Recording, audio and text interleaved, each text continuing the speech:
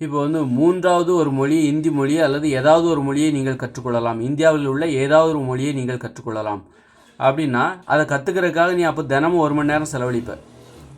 செலவழிச்சு தானே ஆகணும். சும்மா கற்றுக்க முடியாது, அவ்வளோ ஈஸியாக கற்றுக்க முடியாது. தாய்மொழியை வந்து ஆசிரியரின் உதவியே இல்லாமல் ஒரு சின்ன குழந்தை கூட கற்றுக்கும்.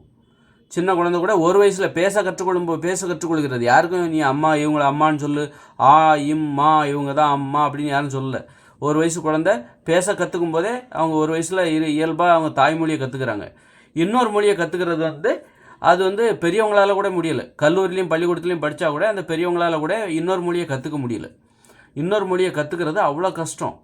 அப்படி இருக்கும்போது இங்கே வந்து நீ இன்னொரு 3வது மொழியாக நீ நமக்கு பாருங்கள் 3 மொழியை நம்ம கற்றுக்க வேண்டியிருக்கு.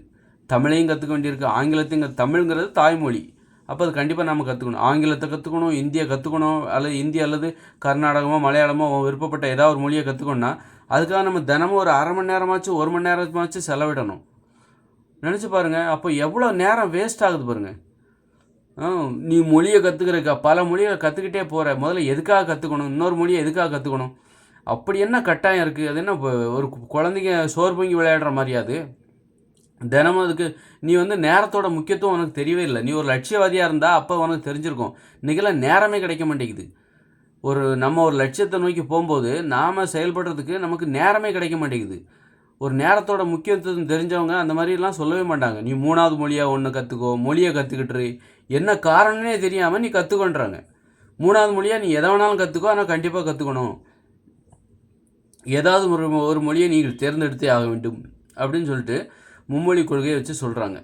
அப்போ என்னத்துக்காகன்னு தெரில, எதுக்குன்னே தெரியாமல் நாங்கள் ஒரு மொழியை தினமும் 1 மணி நேரம் செலவழித்து கற்றுக்கணும் அப்படின்னா அப்போ நேரத்தோட வேல்யூ உங்களுக்கு தெரியல அப்படின்னு அர்த்தம். நேரத்தோட முக்கியத்துவம் இன்றைக்கி நேரம் கிடைக்கிறதே கஷ்டமாக இருக்குது.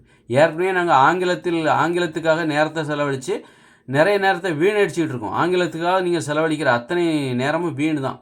இப்போ ஜப்பானியர்கள் அவங்க மொழியை மட்டும்தான் பேசுகிறாங்க, படிக்கிறாங்க. அப்போ அவங்களுக்கு இன்னொரு மொழிக்காக நேரமே செலவிடுறதில்ல.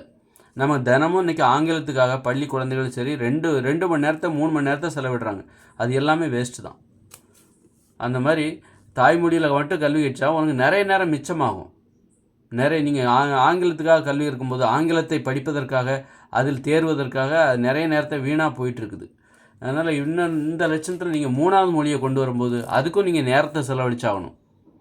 அப்போ படிப்புனா என்னன்னே தெரில, ஒரு லட்சியம்னா என்னன்னே தெரியாது, நேரத்தோட முக்கியத்துவம் தெரியாதவங்க தான் இப்படிப்பட்ட சட்டத்தை உருவாக்குவார்கள். ஒரு அதாவது ஒருத்தர் முன்னேறக்கூடாது, வீணாக போகணும்னு நினைக்கிறவங்களால தான் இப்படிப்பட்ட சிந்தனையே உருவாக முடியும். நல்லா தெரிஞ்சுக்கோங்க.